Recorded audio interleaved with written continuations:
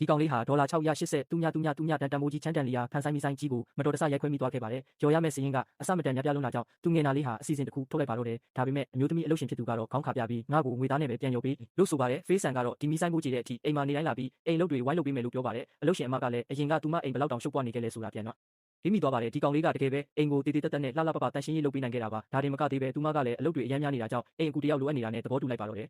နောက်ရက်မှာတော့သူတို့နှစ်ယောက်တန်ရှင်းရေးပစ္စည်းတွေဝယ်ဖို့စူပါမားကတ်ကိုအတူတူသွားခဲ့ကြပါတယ်သူတို့နှစ်ယောက်ကိုကြည့်ရတာအလုပ်ရှင်နဲ့အလုပ်သမားပုံစံမျိုးလုံးဝမပေါက်ပဲချစ်သူမောင်နှံနှစ်ဦးနဲ့ပိုတူနေပါတယ်တက်ကြွပြီးရုပ်ဖြောင်းတဲ့ဒီလူငယ်လေးဟာအရင်ကအချိန်ပိုင်းလုပ်တွေအများကြီးလုပ်ခဲ့ဘူးတာကြောင့်တွားလျာနေရာတိုင်းမှာအလုပ်ဖော်ဟောင်းတွေနဲ့ကြီးစုံနေခဲ့ပါတယ်ဒါကပဲအလုပ်ရှင်မလေးကိုသူ့ရဲ့အတိတ်အကြောင်းပိုပြီးစိတ်ဝင်စားလာစေခဲ့ပါတယ်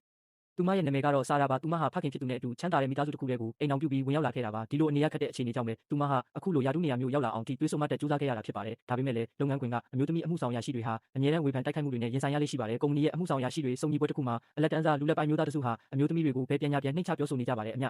ဘိုးသမီးဆိုတာလှလှပပနေပြဖို့ပဲလိုတာခေါင်းဆောင်လို့ဖို့မထိုက်တန်ပါဘူးဆိုပြီးတော့ပေါ့ဆာယာကမိမိဘာသာအေးငယ်တောက်ကိုပြင်လိုက်တဲ့အခါမှာလည်းသူတို့ကလှမ်းထားပြီးမိန်းကလေးတွေကကိုယ့်ဘာသာကိုအေးမငဲရဘူးလို့ပြောပါတယ်ဆာယာတယောက်စိတ်ဆိုးပြီးစိတ်တန်ရရသွားခဲ့ပါတယ်သူမဟာစင်ကြေတစ်ခုပေးပြီးပွဲကနေချက်ချင်းထွက်လာခဲ့ရပါတယ်ဒီလိုမာနကြီးတဲ့အမျိုးသားတွေဟာဆာရာမှာမောင်တယောက်ရှိနေတယ်ဆိုတာကိုမေ့နေကြပုံမှာပဲသူတို့မောင်နှမနှစ်ယောက်ဟာပုံမှန်ဆိုဆက်ဆံရေးတင်းမာတက်ကြပေမဲ့အမဖြစ်သူအနိုင်ကျင့်ခံရတဲ့အခါမှာတော့မောင်ဖြစ်သူကဒီတိုင်းလက်ပိုက်ကြည့်မနေနိုင်ပါဘူး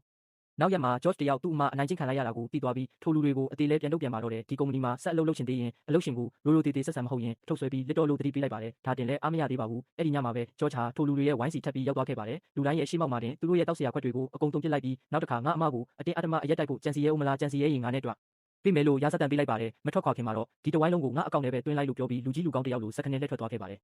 ဆာယာအလုပ်ကနေအိမ်ပြန်ရောက်တဲ့အခါမှာတော့မိတ်ကပ်တောင်မဖြတ်နိုင်တော့အောင်ထိဖြားနာပြီးမောပန်းနေခဲ့ပါတယ်။သူမဟာဆိုဖာပေါ်ကိုပြစ်လဲလိုက်ရင်အလိုလျောက်မိတ်ကပ်ဖြတ်ပေးတဲ့ဆက်မျိုးဘာလို့မရှိတာလဲဆိုပြီးညီးတွားနေမိပါတယ်။အဲ့ဒီအချိန်မှာပဲဖေးဆန်ကချက်ချင်းအနားရောက်လာပြီးသူမရဲ့မိတ်ကပ်တွေကိုဖြတ်ပေးဖို့ကူညီပေးပါတယ်။ဒီအချိန်မှာပဲအိမ်ရှိကလူခေါ်ပဲတန်ချက်ချင်းမြည်လာပါတယ်ကြည့်လိုက်တော့သူမရဲ့မောင် George ဖြစ်နေလို့ဆာရာလည်းဖေးဆန်ကိုအမြန်ပုံခိုင်းလိုက်ရပါတယ်။တကယ်လို့သူမကဒါသူမငှားထားတဲ့အိမ်ကူပါလို့မောင်ဖြစ်သူကိုပြောရင်လည်းမောင်ဖြစ်သူကလုံးဝယုံမှမဟုတ်ပါဘူး။ဖေးဆန်ဟာခွေးလေးကိုပွေပြီးအိတ်ခမ်းထဲတွားပုံနေတော့သူတို့မောင်နှမနှစ်ယောက်စကားပြောနေရင်းနဲ့ခွေးဟောင်တန်တစ်ချက်ထွက်လာပါတယ်။ဖေးဆန်လည်းတွားပြီးဆိုတာရိပ်မိလိုက်ပါတယ်။ George ကသူ့မခွေးမကြိုက်မှန်းသိနေတာကြောင့်အထဲမှာ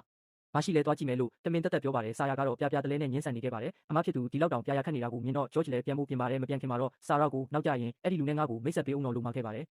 ဆာရာရဲ့တည်ငြိမ်တဲ့မိန်းကလေးပုံစံလေးကတော့လုံးဝကိုပျက်စီးသွားခဲ့ပါပြီဖေးဆန်ကအိတ်ခမ်းထဲကနေခေါင်းလေးပြူပြီးအားနာတကြီးနဲ့တောင်းပန်ပါတယ်ပြီးတော့ဆာရာကိုလှပတဲ့ချောကလက်ဘူးလေးတစ်ခုကမ်းပေးခဲ့ပါတယ်ဆာရာလည်းစိတ်ဆိုးခြင်းပေမဲ့သူ့ရဲ့ချစ်စရာကောင်းတဲ့ပုံစံလေးကိုမြင်တော့ဒေါသတွေအကုန်ကြက်ပြောင်းမပြောက်ကွယ်သွားခဲ့ရပါတယ်အရင်ကချောက်ကပ်နေတဲ့အခန်းချင်းလေးဟာဖေးဆန်ရောက်လာတဲ့ကတက်ဝင်လှုပ်ရှားလာခဲ့တာပါဆာရာဟာတခြားလူတစ်ယောက်နဲ့အတူတူနေထိုင်ရတဲ့ဘဝကိုဖြည်းဖြည်းချင်းသုံးလာနိုင်ခဲ့ပါပြီအဲ့ဒီအချိန်မှာပဲခွေးလေးကအပြင်ကိုဝုန်းကနေပြေးထွက်သွားတာကြောင့်သူတို့နှစ်ယောက်လုံးနောက်ကနေလိုက်ခိုင်းရင်းရင်းနှီးတဲ့လူတစ်ယောက်နဲ့မျက်နှာချင်းဆိုင်တိုးပါတော့တယ်တကယ်ကိုအနေရခက်တဲ့အခြေအနေပါပဲ